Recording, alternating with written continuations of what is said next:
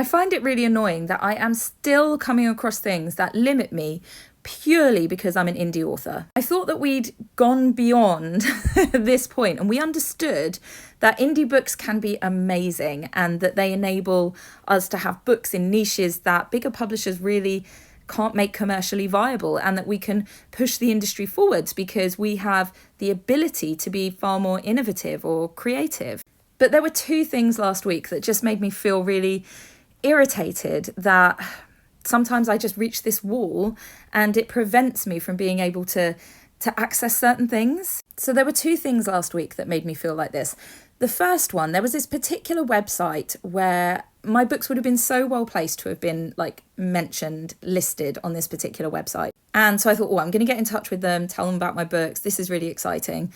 Had a look at all of the information that they had on there for authors, publishers, and it said on there, we absolutely do not accept self-published authors. No exceptions, absolutely no way, not going to consider you. And I just thought, why not? How do you know that my book isn't just going to be absolutely amazing and no reason given, just we won't accept it?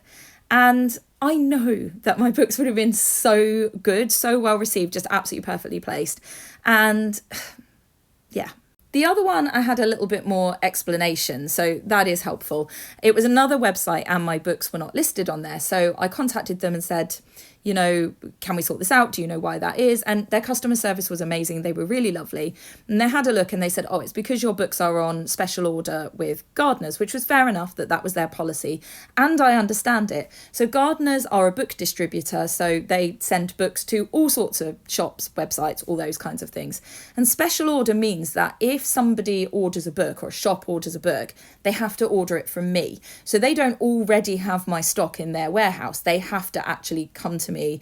And obviously, in terms of customer service, the fact that the order has to go to Gardners, to me, back to Gardners, but I get it, that's going to be an issue, and I understand the policy being the way that it is. I also understand that for Gardners, they need to have a certain amount of units going through, otherwise they are not just going to accept my books. And I am a small publisher and they don't have enough data to know, do you know what, we'll just take a box of whatever she's got. But what it means is this catch-22, because how do I sell the books if the books can't be listed because I can't?